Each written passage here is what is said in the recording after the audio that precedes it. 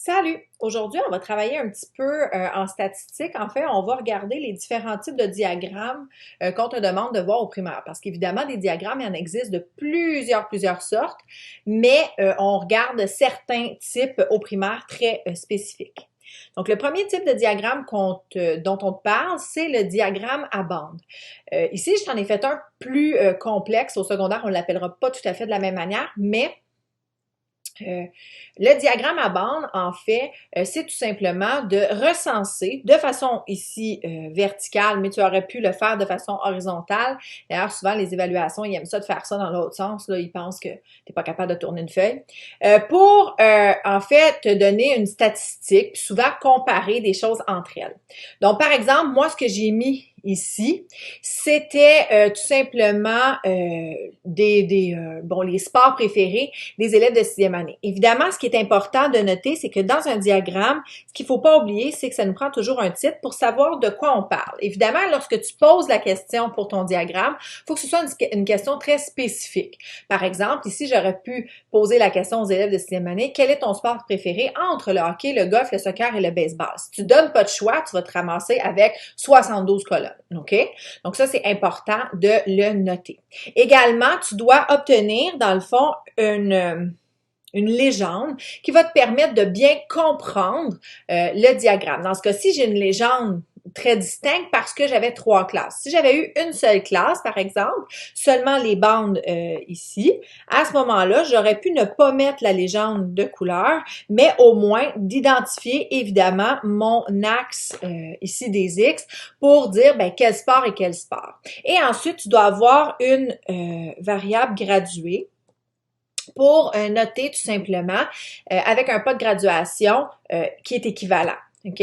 Ce qui est important, c'est que tes colonnes doivent être de la même largeur et doivent être à égale distance. Donc, c'est-à-dire que regarde ici, entre ça ici et là, là et là, et là et là, j'ai la même distance. C'est important parce que sinon, ça peut jouer un rôle de trompe-l'œil, puis ça peut venir qu'à mêler, dans le fond, si la colonne est trop large, tu vas penser que cette notion-là est plus importante ou cette statistique-là, elle ressort davantage, alors que ce n'est pas le cas. OK?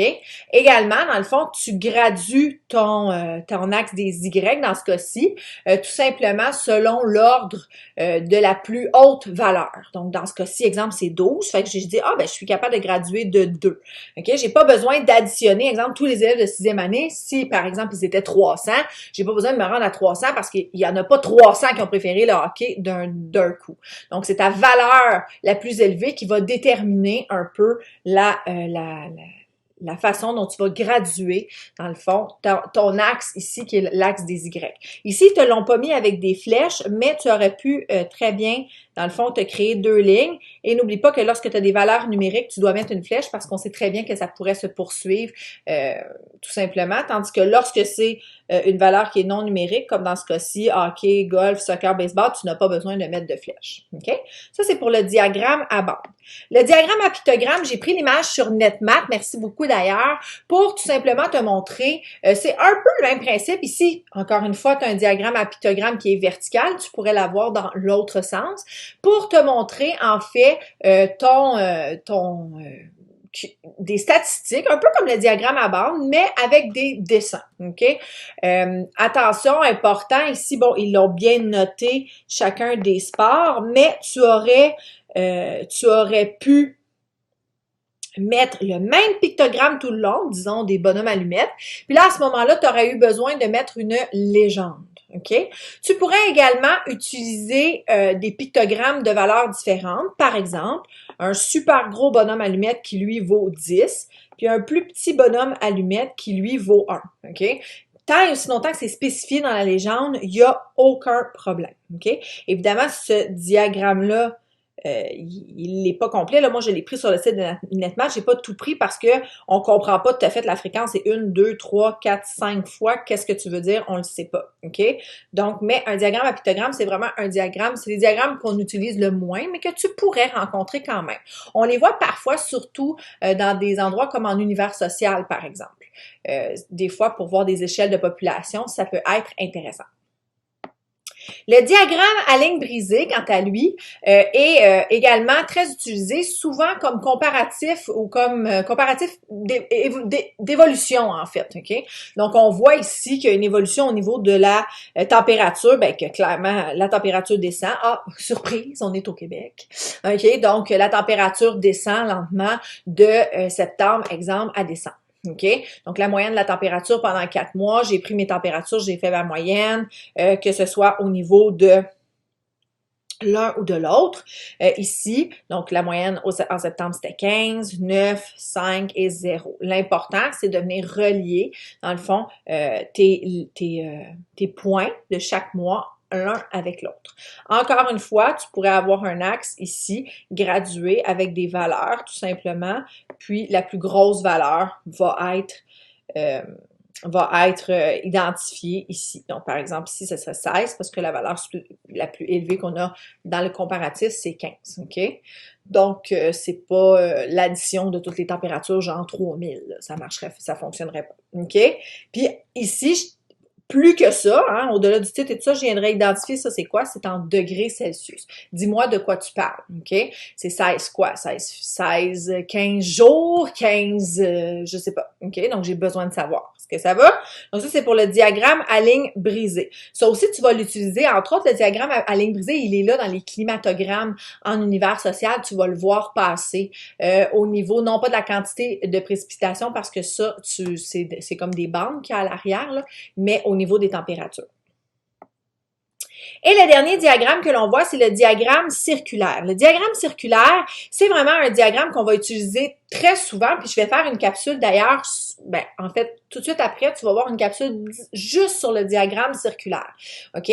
Donc, le diagramme circulaire, encore une fois, j'ai un titre. La différence avec le diagramme circulaire, puis là, ici, je te l'ai pas mis, c'est vraiment de traiter le diagramme circulaire avec des pourcentages.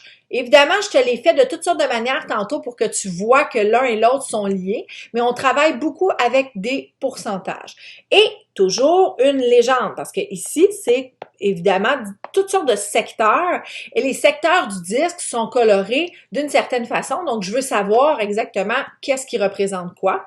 Encore une fois, lorsque je pose ma question pour créer ce type de diagramme-là, je dois poser une question spécifique pour être capable de répondre à cette question-là, puis pas avoir 56 pointes de tarte de 1%, là, ça, ce qui n'aurait pas de sens. OK? Donc, évidemment, ta statistique, disons que c'est sur 300 élèves, par exemple, qu'il y a 60 qui auraient répondu, j'en ai aucune idée, moi, mettons, le baseball, bien là, à ce moment-là, tu dois toujours amener tout sur 100 parce que tu es sur un cercle complet. Donc, si je le ramène en pourcentage, à ce moment-là, c'est de la notion de fraction équivalente. Ce que je fais à maman, je fais à papa et je me retrouverai avec quelque chose qui tourne autour de 20% pour le baseball. OK? Ben, évidemment, juste à regarder la pointe de tarte, c'est pas ça, là, mais c'était seulement pour te donner un aperçu. Donc, le diagramme circulaire, il est divisé le disque du diagramme circulaire est divisé en différents secteurs et ces secteurs-là viennent te donner un aperçu, dans le fond, de ce qui est le sport préféré. Donc, grâce à ça, tu es capable de répondre, OK? Évidemment, là, je t'ai mis vraiment un diagramme de base. Il n'y a rien mis à part la légende et le titre. On va le regarder dans une capsule ultérieure, là, plus en détail.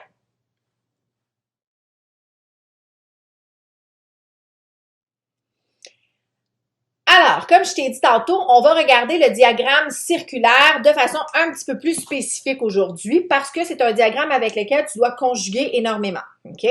Donc, ben, conjuguer, pas dans le sens de je tue une will, mais conjuguer dans le sens de l'utiliser. OK? Alors, le diagramme circulaire, ici, il est divisé en différents types de secteurs. Donc, c'est un disque complet qu'on a séparé en secteurs et les secteurs, ce sont des pourcentages, OK?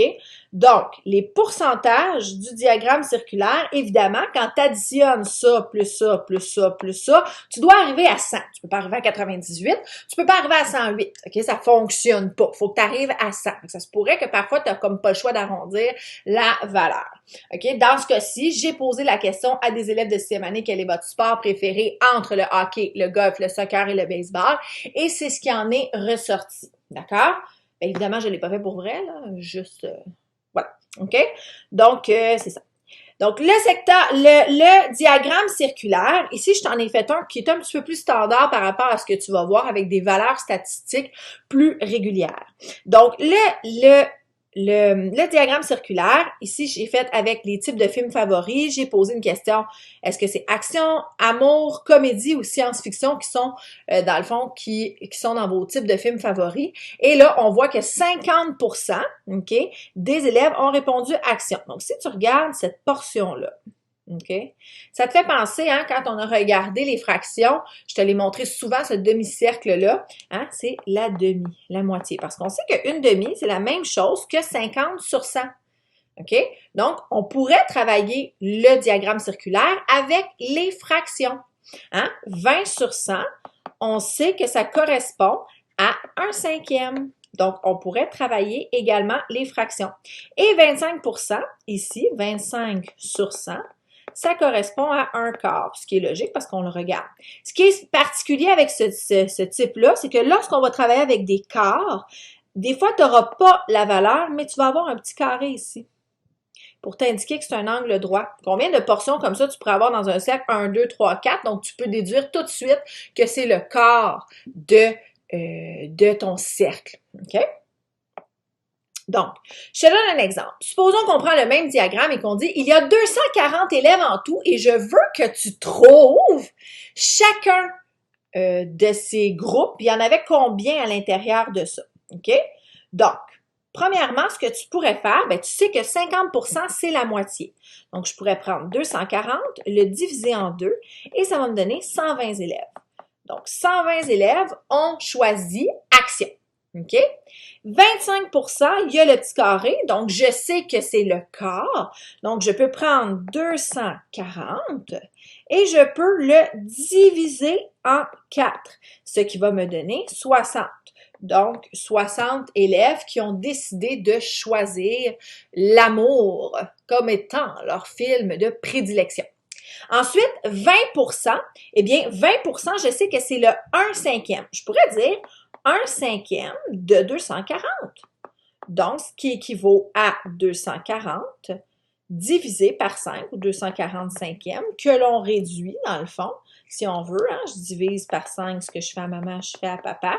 Ça devient 48. 48 élèves choisiraient la comédie. Et évidemment, ce que je pourrais faire pour trouver le reste, bien, je pourrais carrément faire 240, moins 120, moins 60, moins 48, tout simplement. Donc, 240, moins 120, moins 60 et moins 48, ça me donne 12 élèves. 12 élèves qui choisiraient à ce moment-là la science-fiction. Donc, lorsque tu as la statistique totale et que tu as les pourcentages, tu es en mesure de trouver. Moi, j'irais même un petit peu plus loin. J'irais valider en réadditionnant mes valeurs. Est-ce que ça me donne bien 240 ou j'ai fait apparaître ou disparaître un enfant? OK? Donc, ça serait une possibilité. Ça va? Si supposons que tu as un diagramme circulaire, puis oh Seigneur, il manque des parties, mais j'ai quand même l'identification de cette petite donnée-là. Je sais que ici, ça correspond au quart du cercle à ce moment-là, et je sais qu'il y a 60 élèves qui aiment les comédies. 20%, c'est 60 élèves. 20% égale 60 élèves. À ce moment-là, si je veux avoir 100%, bien, je vais devoir faire 20% puis l'additionner 5 fois. Hein? Donc, je ferai ça, plus ça, plus ça, plus ça et plus ça. Et on est d'accord que ça me donnerait 100%. Donc, je pourrais faire la même chose avec le 60 ou faire, au lieu d'une addition répétée, faire une multiplication. Ça me donnerait 60 fois 5. Ici, à ce moment-là, je sais que j'aurais 300 élèves au total. OK? Alors, 300 élèves au total dans l'école. Alors, si j'ai 300 élèves, et là, je sais qu'ici, c'est la demi, donc 150, qui ont décidé qui aimaient le plus l'action. Ensuite, 75, parce que c'est 300 divisé par 4, qui ont choisi l'amour. Et encore une fois, je peux venir faire la soustraction pour venir trouver ma quantité finale, 15 élèves qui, eux, ont choisi les science-fiction. OK? Fait que même avec des données manquantes, si je suis capable d'identifier une ou l'autre des parties, je suis capable de faire mon problème. OK? Tantôt, on avait l'ensemble des données. Là, ici, on a une partie des données. OK? Encore une fois, ici et là, ils ont décidé de te jouer un tour, de jouer avec les fractions, les pourcentages et les décimaux. Mais nous, on s'en fout, là. Parce que nous, on est capable de faire tout ça. Donc ici, cette notion-là, on la prononce 50 centièmes. 50 centièmes, c'est la même chose que 50%. Un cinquième, bon, on serait capable de le mettre sur 100 si on veut. Donc ici, je fais fois 20. Ce que je fais à maman, je fais à papa. Ça me donne 20 sur 100. Ça me donne 20%. OK? Puis là, ben, pour trouver le reste, je sais que c'est 100%, moins 50, moins 25, moins 20, égale 5%. Donc ici, je sais que ce serait 5%. Donc, j'ai déjà complété mon diagramme. Tous mes secteurs, je les ai identifiés. Et là, je repars avec mon idée que 60 élèves aiment les comédies. Eh bien, je serais capable de faire la même chose, tout simplement. Tu pourrais également te dire, ben, 1/5 égale 60 élèves. Donc, 5 cinquièmes, la totalité, hein, c'est 60 fois 5, égale 300 élèves. OK? Et là, je serais capable de déduire mon 150. Je serais capable de déduire mon 75. Ici, j'aurais déjà mon 60 et je serais capable de compléter avec mon 15 tout simplement. Et le dernier exemple que je te fournis, eh bien, c'est si je fonctionnais avec des degrés. Ben, voyons donc! Pourquoi tu fais ça? OK? Ça se pourrait qu'ils te fassent ça. Ça se pourrait qu'ils te mettent des degrés. Ça se pourrait qu'à un moment donné, tu vois ça dans un cahier, dans un exercice, dans un travail, dans une évaluation, peu importe. C'est possible, mais c'est pas grave. L'angle au centre d'un cercle, c'est quoi? C'est 360 degrés. 360, ça devient ton dénominateur. À partir de là, ben, tu es capable de faire des fractions équivalentes pour trouver réponse à ta question. Donc, 180 degrés sur 360 degrés, si je réduis la fraction au maximum, je me retrouve devant une demi. Ah, une demi, c'est 50%. Je le sais, ça. OK? Ensuite, 90 degrés sur 360 degrés, c'est la fraction 1/4. Si je la réduis au maximum, 9/36e, puis je la réduis encore. Hein, tantôt aussi, c'est ça que j'ai fait en passant. OK? Donc, 1/4. Ah, 1/4, c'est 25%. OK? Même principe, 72 degrés sur 360 degrés. Tu la réduis au maximum et ça te donne 1/5. 1/5, c'est 20%. Et ensuite, 18 degrés sur 360 degrés. Tu réduis cette situation-là au maximum et ça va te donner ici 18, 5 sur 100. En fait, si tu la réduis au maximum, là, ça va te donner 1/20. OK? 5%. OK? Donc, tu es capable, malgré que ce soit des degrés, de découvrir la résultante de tout ça. Et là, ils te disent, ben, il y a 120 élèves qui aiment les films d'action. OK, ben, je sais que 120 élèves aiment les films d'action, c'est la moitié. Donc, il y a combien d'élèves en tout? Il y en a 240 en tout. Et en tout, dans un seul mot, c'est mignon, ça. En tout. Ensuite, je viens, à ce moment-là, associer le reste de tout ça. OK? Ben, j'en trouve 60 ici. J'en trouve 48, pour là. Et j'en trouve 12 pour ici. Et une fois que j'additionne tout ça, là, ça me donne bel et bien 240. Donc, peu importe si on t'illustre, le diagramme circulaire à la base, je l'illustre avec des pourcentages, mais il se pourrait fortement que tu puisses le retrouver à l'état brut avec ou bien des degrés, avec des valeurs décimales, des valeurs fractionnaires, des pourcentages.